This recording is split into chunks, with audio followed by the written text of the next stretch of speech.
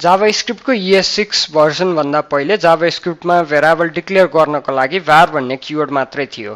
तर ES6 version देखि let र const भन्ने दुईटा नयाँ कीवर्ड थपेको छ। आज हामी त्यही let, const र var बीचमा के फरक छ भन्ने कुरा हेर्न गइरहेका छौं। तर त्यो हेर्नु भन्दा पहिले तीनटा टर्म बुझ्न जरुरी छ। त्यो हो variable declaration versus initialization, scope र होस्टिङ। सबैभन्दा पहिला भेरिएबल डिक्लेरेसन र इनिशियलाइजेसन हेरौं। मैले var I गरे, यो भेरिएबलको डिक्लेरेसन हो। कुनै पनि नयाँ आइडेन्टिफायर प्रोग्राममा इन्ट्रोड्युस गर्ने तरिकालाई डिक्लेरेसन भनिन्छ। हामी var I गरेर भेरिएबल डिक्लेयर गर्न सक्छौं। त्यसपछि मैले I मा I = 10 गरेर भ्यालु असाइन गरे, यो के हो त भेरिएबल इनिशियल। त्यसपछि मैले I = 10 गरेर भेरिएबललाई भ्यालु असाइन गरे। फर्स्ट चोटी कुनै पनि भेरिएबललाई भ्यालु असाइन गर्ने कामलाई हामी इनिशियलाइजेसन भन्छौं। जावास्क्रिप्टमा भेरिएबल डिक्लेयर गरिसकेपछि बाइ डिफल्ट त्यो चाहिँ अनडिफाइन्ड भनेर इनिशियलाइज हुन्छ भनेको। मैले यहाँ var I गर्दाखेरि console.log I गरे भने अनडिफाइन्ड आइराको छ। कुनै पनि भेरिएबललाई डिक्लेयर गर्ने बित्तिकै त्यसको भ्यालु अनडिफाइन्ड हुन्छ जावास्क्रिप्टमा। स्कोप तपाईले डिफाइन गरेको भेरिएबल वा फंक्सन तपाईको प्रोग्रामको कुन पार्टबाट एक्सेसिबल छ, कुन पार्टमा तपाईले त्यो फंक्सन कल गर्न मिल्छ वा त्यो भेरिएबललाई कुन पार्टमा तपाईले युज गर्न मिल्छ, त्यसलाई हामी त्यसको स्कोप भन्छौं। जावास्क्रिप्टको ES6 भर्जन भन्दा पहिले जावास्क्रिप्टमा जम्मा दुई खालको स्कोप थियो। त्यो फंक्सनल स्कोप र ग्लोबल स्कोप। कुनै पनि भेरिएबललाई तपाईले कुनै फंक्सन भित्र डिक्लेयर गर्नुभयो भने त्यसको स्कोप त्यही फंक्सन भरि मात्रै हुन्छ। त्यसलाई त्यो फंक्सन र त्यो भित्र नेस्टेड फंक्सनले मात्रै युज गर्न पाउँछ। र कुनै पनि भेरिएबल तपाईले डिक्लेयरै नगरी युज गर्नुभयो भने अब त्यो ग्लोबल स्कोपको भेरिएबल बन्छ, ग्लोबल अब्जेक्टको मेम्बर बन्छ। जावास्क्रिप्टको इन्टरप्रेटरले प्रोग्राम एक्जिक्युट गर्नुभन्दा पहिले तपाईको पुरै कोडलाई स्क्यान गर्छ र जहाँ भेरिएबल डिक्लेरेसन भेट्छ त्यो सबै डिक्लेरेसनलाई मुभ गरेर पुश गर्दै त्यसको स्कोपको सबैभन्दा माथि लिएर आउँछ। जस्तो मैले यहाँ console.log j पहिला गरेर त्यसपछि भेरिएबल डिक्लेयर गरेको छु, तैपनि यसले काम गरिरहेको छ। यो किन त भन्दा यो इन्टरप्रेटरले रिड गर्दाखेरि यो कोडलाई यसरी रिड गर्छ, यसलाई आफ्नो स्कोपको टपमा लैजान्छ र यो फर लुपमा भएको I लाई पनि यसले यसरी यहाँ माथि रिड गर्छ र यहाँ इनिशियलाइजेसन देखि मात्रै युज गर्छ। यही प्रोसेसलाई चाहिँ हामी होस्टिङ भन्छौं। यही होस्टिङको कारणले गर्दा मैले यो var j लाई यहाँ डिक्लेयर नगरेर यो फंक्सन कल भन्दा पछि लगेर डिक्लेयर गरे भने पनि यसले काम गर्छ। किनभने यसलाई इन्टरप्रेटरले रिड गर्दाखेरि यो j लाई आफ्नो स्कोपको टपमा यहाँ लगेर राख्छ अनि त्यसपछि एक्जिक्युट गर्छ। अब var कीवर्ड हेरौं। var कीवर्डले फंक्सन स्कोप भेरिएबल डिफाइन गर्छ। त्यो भनेको के त भन्दा जस्तो मैले यहाँ for var I = 0 गरेर यो I लाई for लुपमा डिक्लेयर गरिराको छु। तर मैले for लुप सकिसकेपछि बाहिर console.log I गर्दा पनि यो I को भ्यालु आइराको छ। र यो किन हुन्छ भनेर अघि नै हामीले हेरिसक्यौं। var ले फंक्सन स्कोप भेरिएबल डिक्लेयर गर्छ र जावास्क्रिप्टले जहिले पनि डिक्लेरेसनलाई होस्टिङ गर्छ भनेको आफ्नो स्कोपको टपमा लैजान्छ, जस कारणले गर्दा यसलाई इन्टरप्रेटरले यसरी रिड गर्छ, त्यही भएर यसले काम गर्छ।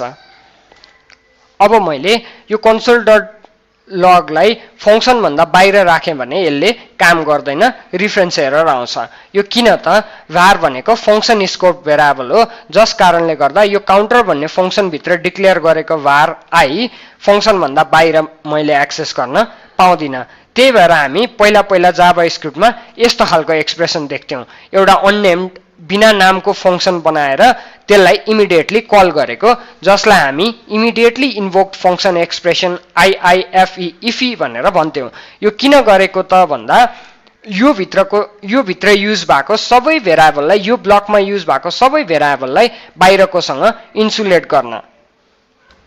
अब ES6 मा इन्ट्रोड्युस भएको let कीवर्ड हेरौं र त्यो var सँग कसरी फरक छ त्यो पनि हेरौं। अघिको कोडलाई हेरौं। var गरेर फर लुपमा तपाईले कुनै भेरिएबल डिक्लेयर गर्नुभएको छ भने फर लुप सकिसकेपछि पनि त्यसको भ्यालु एक्सेसिबल भइरहेको छ, जसको कारणले यो 5 यहाँ आइरहेको छ। तर मैले यो var लाई चेन्ज गरेर लेट बनाएँ भने अब यो बाहिरको console.log मा रिफरेन्स एरर आइरहेको छ। यो किन हुन्छ भन्दा var keyword function scope variable थियो, तर लेट चाहिँ के हो त ब्लक स्कोप भेरिएबल हो। भनेको जावास्क्रिप्ट मा हामी कुनै ब्लकलाई कर्ली ब्रेसले छुट्याउँछौं र फर लुप एउटा ब्लक हो र फर लुपमा डिफाइन लेट गरेर डिक्लेयर गरेको भेरिएबल त्यो लुप भन्दा बाहिर एक्सेसिबल हुँदैन र कुनै पनि ब्लक जस्तो फंक्सन भित्र लेट गरेर डिफाइन गरेको कुरा फंक्सन बाहिर एक्सेसिबल हुँदैन, इफ मा लेट गरेर डिक्लेयर गरेको कुरा इफ भन्दा बाहिर एक्सेसिबल हुँदैन। अब अर्को फरक हेरौं, यो अघिको कोड जसमा पहिला मैले console.log j गरेर त्यसपछि भेरिएबल var j भनेर डिक्लेयर गरे भने अनडिफाइन्ड भनेर आइराछ, एरर आएको छैन। किन? यो होस्टिङले गर्दा। तर यही कुरा लेटमा फरक हुन्छ। जस्तो मैले पहिला लग गरेर त्यसपछि लेट गरेर भेरिएबल डिक्लेयर गरे भने त्यहाँ रिफरेन्स एरर आउँछ। यसको मतलब यो होइन कि यसले होस्टिङ गर्दैन, यसले होस्टिङ गर्छ लेटलाई पनि varलाई गरेको जस्तै, तर डिक्लेयर गर्नुभन्दा पहिले तपाईले युज गर्न खोज्नु भयो भने रिफरेन्स एरर पनि दिन्छ। ES6 मा इन्ट्रोड्युस भएको अर्को कीवर्ड हो const। const को पनि स्कोप लेटको जस्तै ब्लक स्कोप हो, var जस्तो हुँदैन, लेट जस्तो आफ्नो ब्लकमा मात्र एक्सेसिबल हुन्छ। अब लेट र const मा चाहिँ के डिफरेन्स छ त भन्दा const युज गरेर डिक्लेयर गरेको भेरिएबललाई तपाईले रिअसाइन गर्न पाउनुहुन्न। जस्तो मैले const x = 5 गरे, त्यसपछि x को भ्यालु चेन्ज गरेर x = 0 गर्न खोजे भने टाइप एरर आइरहेको छ। यसले भन्छ असाइनमेन्ट टु कन्स्ट्यान्ट भेरिएबल, भनेको कन्स्ट्यान्टलाई चेन्ज गर्न पाइदैन। तर यसको मतलब यो होइन कि जावास्क्रिप्टले यो x लाई इम्युटेबल बनाउँछ। किन त हामीले जस्तो यो x लाई चेन्ज गरेर अब्जेक्ट बनायौं जसभित्र y भन्ने प्रपर्टी छ जसको भ्यालु 6 छ। अब मैले x.y लाई लग गरे, 6 आइरहेको छ, तर मैले x.y = 8 गरे भने यहाँ एरर आउँदैन। त्यही भएर const गर्दा यसले इम्युटेबल बनाउँदैन, कन्स्ट्यान्ट बनाउँछ, जस कारणले मैले त्यो भेरिएबललाई कम्प्लिटली रिअसाइन गर्न मिल्दैन, तर त्यो भेरिएबल भित्र भएको अरु कुनै प्रपर्टीलाई मैले चेन्ज गर्न मिल्छ। हामीले तीनटा कीवर्ड हेर्यौं, लेट, const र var। लेट र const ES6 मा इन्ट्रोड्युस भएको नयाँ कीवर्ड हो, var जावास्क्रिप्टमा पहिलेदेखि भएको कीवर्ड हो। अब यो तीनटा कीवर्ड मध्ये हाम्रो प्रोजेक्टमा कुन कहिले युज गर्ने? सबभन्दा पहिले एउटा कुरो याद राख्नुस्, डिक्लेयर नगरिकन कुनै पनि भेरिएबल युज नगर्नुस्, इनिशियलाइज नगर्नुस्, किनभने त्यसलाई ग्लोबल अब्जेक्ट बनाउँछ, ग्लोबल भेरिएबल बनाउँछ जुन हामीलाई चाहिएको होइन। अब जहाँ जहाँ पोसिबल छ, जहाँ जहाँ तपाईलाई लाग्छ कि भेरिएबलको भ्यालु चेन्ज हुँदैन, त्यहाँ const युज गर्नुस् र सकेसम्म म्युटेबल भेरिएबललाई कम गर्नुस्, भनेको सकेसम्म चेन्ज हुने स्टेटलाई कम गर्नुस्, जसले गर्दा एपमा एरर आउने चान्सेस कम हुन्छ, डिबग गर्न सजिलो हुन्छ। जहाँ जहाँ तपाईले const लगाउन सक्नुहुन्न, constले डिक्लेयर गर्न सक्नुहुन्न, जहाँ भेरिएबलको भ्यालु चेन्ज हुन्छ, त्यहाँ कि var कि लेट युज गर्नुस्। कसरी भन्दा तपाईलाई यदि फंक्सन स्कोपमा भेरिएबल चाहिएको छ भने var ले डिक्लेयर गर्नुस्, र यदि ब्लक स्कोपमा चाहिएको छ भने लेटले गर्नुस्। अझ राम्रो लेट मात्रै युज गर्दा पनि पुग्छ, var हामीलाई चाहिँदैन, किनभने लेटले ब्लक स्कोप भेरिएबल डिक्लेयर गर्ने बित्तिकै तपाईले कुनै एउटा फंक्सन भित्र फंक्सनको ब्लक भित्र डिफाइन गर्नुभयो भने var जस्तै त्यो पनि फंक्सन स्कोपको बन्छ।